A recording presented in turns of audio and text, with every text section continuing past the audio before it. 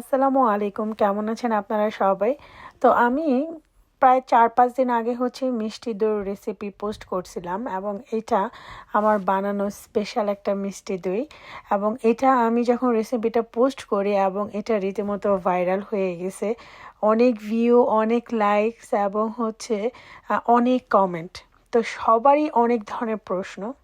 আমার মিষ্টি দই দেখেন, লুক সো ডেলিশিয়াস। এবং আমি যতবারই মিষ্টি দইটা বানাইছি একদম পারফেক্ট হয়েছে আলহামদুলিল্লাহ। তো ওইখানে প্রচুর অনেকেরই কমেন্টের মধ্যে বেশিরভাগই প্রশ্ন। তো আমি চিন্তা করলাম যে সবার প্রশ্নকে একত্রিত করে আমি ইউটিউবে আমার এই ভিডিওটা পোস্ট করি এবং আমি চেষ্টা করব সবার কোশ্চেনের আনসার দেওয়ার জন্য। তো প্রথমেই যে একটা প্রশ্ন ছিল মিতু আপু এবং আরেকটা আপুর, তাদের দুজনের কোশ্চেন ছিল, যদি আমি এই ক্যানের মিল্কটা ব্যবহার করতে না চাই তাহলে আমরা কি করব। আমি এইখানে যেটা করছি, অ্যাভোপেরেট মিল্ক নিছি 3টা এবং আমি এটা দিয়েই দই বানাবো, মিষ্টি দই বানাবো। তো যারা এই ক্যানটা ব্যবহার করতে না চান তারা কি করবেন? তো মিতু আপু, তুমি কি করবা? এটা তুমি ধরো 5 কেজি দুধকে জাল দিয়ে 2.5 কেজি করে বা 3 কেজি করে তখন তুমি দই বসাইবা। কারণ এই ক্যানের মিল্কের বিশেষত্ব এটা অনেক ঘন একটা মিল্ক এবং এটার মধ্যে ফ্যাট বেশি। আর এই কারণেই দইটা জমতে সাহায্য করে এবং দই থেকে পানি বের হয় না। তো তুমি তোমার নর্মাল যেই বোতলের যেই মিল্কগুলো আছে 3%, সেটাকে জাল দিয়ে তুমি অর্ধেক করে নিতে পারো। আর আমি এখানে 3টা ক্যানের জন্য 2 টেবিল চামচ করে 6 টেবিল চামচ চিনি দিলাম। মানে একটা ক্যানের জন্য 2 টেবিল চামচ করে চিনি।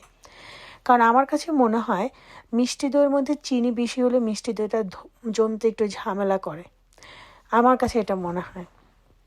আচ্ছা, আরেকটা 2টা আপুর কোশ্চেন ছিল, একজন ছিল ইটালি থেকে, একজন ছিল স্পেন থেকে, যে আপু আমরা ইটালিতে থাকি বা আমি স্পেনে থাকি, এখানে তো অ্যাভোপেডের মিল্কটা পাবো না।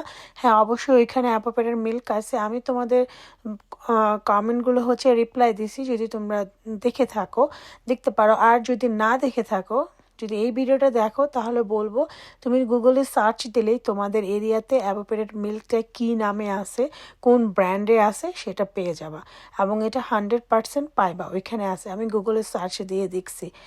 আর আমি এইখানে এই আমার যে মিল্কটা, এটাকে আমি জাল দিয়ে নিচ্ছি। মানে জাল দিয়ে কি, জাস্ট বলক আসা পর্যন্ত আর নেড়ে চেড়ে অনবরত নাড়তেছি যাতে চিনিটা গলে যায় আর দুধটা না পড়ে যায়। আমি এটা জাস্ট বলক আসা পর্যন্ত এটাকে জাল দিব, প্রায় 7-8 মিনিটের মতো জাল দিব এটাকে। আর ঘন করার কোনো দরকার নেই, কারণ এটা অলরেডি ঘন করা দুধ। এবং এটা আমি জাল দেওয়ার পরে এটাকে আমি ঠান্ডা করব। এবং এটাকে মানে একবারে পুরোপুরি 100% ঠান্ডা করব না, লাইক 60% যখন ঠান্ডা হবে তখন আমি এটার সাথে মিষ্টি দই, এই মিষ্টি দুধের সাথে টক দই মিলাবো। আচ্ছা, আমাকে আর অনেকেই প্রশ্ন করছে যে আপু যদি দই না জমে আমি কি করব? যদি ঠিকঠাক মতো সব কিছু বানান অবশ্যই দই জমবে। তারপর আরেকটা আপুর কোশ্চেন ছিল যে কি জানি, যে এই দইয়ের সাথে, এই মিষ্টি দুধের সাথে কি মিশাইছেন? আমি এটার সাথে টক দই মিশাইছি। এবং আমি একটা আঙ্গুল দিয়ে এখানে দেখতেছিলাম যে আসলে আমি আঙ্গুলটা দিয়ে দুধটাকে টাচ করে ভিতরে দেওয়া যায় কিনা। তো যদি আঙ্গুলটা সয়ে ভিতরে দেওয়া যায় এবং একটু একটু গরম গরম লাগে, সেই ক্ষেত্রে বুঝতে হবে এই মিল্কটা পারফেক্ট, লাইক ওয়ার্ম আছে, এত গরমও না এত ঠান্ডাও না। তখন আমি এখানে ইয়োগার্ট দিয়ে দিচ্ছি, প্লেন ইয়োগার্ট যেটা। আমি এটা আগে থেকে চালনিতে রেখে দিয়েছিলাম যাতে পানিটা পুরো ঝরে যায়। যদি এই প্লেন ইয়োগার্ট না ব্যবহার করেন, যদি গ্রিক ইয়োগার্ট দিতে চান তখন আর চালনিতে চালতে হবে না। আমি এইখানে 6 টেবিল চামচ চিনি দিছি এবং সেম 6 টেবিল চামচ আমি টক দই দিয়ে দিচ্ছি। এখন টক দই দেওয়ার ক্ষেত্রে এটার থেকে বেশি পরিমাণে দেওয়া যেতে পারে, যে এমন না একদম 6 টেবিল চামচ মাইপাই দিতে হবে না, 7-8 টেবিল চামচও দেওয়া যেতে পারে। আমার কাছে মনে হয় দই তো বসাবো, মিষ্টি দই একটু, টক দই একটু বেশি দিলে কি হইব, তো বরঞ্চ দইটা আরও সুন্দর হয়ে জমবো। তো তোমরা যদি মিষ্টি দই তোমাদের যদি না জমে, টক দইটা একটু বেশি করে দিয়ে দেখো, অবশ্যই জমবে, কারণ টক দইয়ের কাজই দইটাকে জমানোর জন্য। তো আমি এটাকে চালনিতে চেলে নিচ্ছি এবং এটাকে খুব তাড়াতাড়ি মিক্স করতে হবে যাতে এই দুধের মিশ্রণটা যাতে পুরোপুরি ঠান্ডা না হয়ে যায়, একটু একটু গরম থাকে। আবার বেশি গরম অবস্থায় যদি তুমি এটাকে ঢেকে দাও তখন কিন্তু ঘাইমা এটা থেকে পানি ছেড়ে দিবে, এটা কিন্তু জমবো না। তো কাজে এটা খুবই সেন্সিটিভ যে এটা প্রথম বানালেই পারফেক্ট হবে না। বাট আমি আলহামদুলিল্লাহ আমি প্রথম যেদিন বানিয়েছি সেদিনই পারফেক্ট হয়েছে, সেদিন থেকে এই পর্যন্ত পারফেক্টের মধ্যেই আছে। তো আমি এটাকে ঢেকে জাস্ট নর্মাল ওভেনে, আমাকে এটা নিয়ে অনেকেই কোশ্চেন করছে যে ওভেন কত টেম্পারেচার ছিল, ওভেন কি গরম ছিল কি না। না, ওভেন নর্মাল একটা ওভেনে, কারণ অন্য জায়গায় রাখলেও পারতাম, অন্য জায়গায় রাখলে যদি আবার হাতে নাড়া পড়ে বা কেউ খুলে ফেলে তখন কিন্তু দইটা জমবে না। মানে 7 ঘন্টার জন্য এক জায়গায় নিরিবিলি লিখে দিতে হবে। তো এই কারণে আমার যে বন্ধ ওভেনে আরও হাঁড়ি পাতিল ছিল ওটার সামনে আমি এটাকে রেখে দিছি জাস্ট 7 ঘন্টার জন্য। ওভেন থেকে বের করার পরে রাতেবেলা এই অবস্থায় যে এরকম, এটা ফ্রিজে রাখার আগে কয়েকটা আপু প্রশ্ন করছে এটা কি নর্মাল ফ্রিজে ছিল না ডিপ ফ্রিজে ছিল। নর্মাল ফ্রিজে ছিল, যেখানে আমরা শাকসবজি রাখি।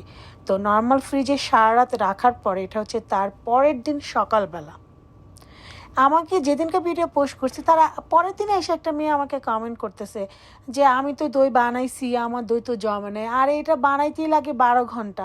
আমি তো ভিডিও পোস্ট করছি 8 ঘন্টা হয় নাই। তো কি বলবো আর। তো যাই হোক, মিষ্টি দইটা হচ্ছে ধৈর্যের সহিত। আর দেখো, ধৈর্য ধরলে সব জিনিসই ধৈর্যের ফল অনেক ভালো হয়। তো এই তো আমার মিষ্টি দই রেডি, আর আমি চেষ্টা করছি সবার প্রশ্নের অ্যান্সার দেওয়ার জন্য। আর এই তো, তোমরা সবাই ভালো থাকবা, আমার জন্য দোয়া করো, তোমাদের মোনাজাতে আমাকে মনে রাখো। আর এই তো, আল্লাহ হাফেজ,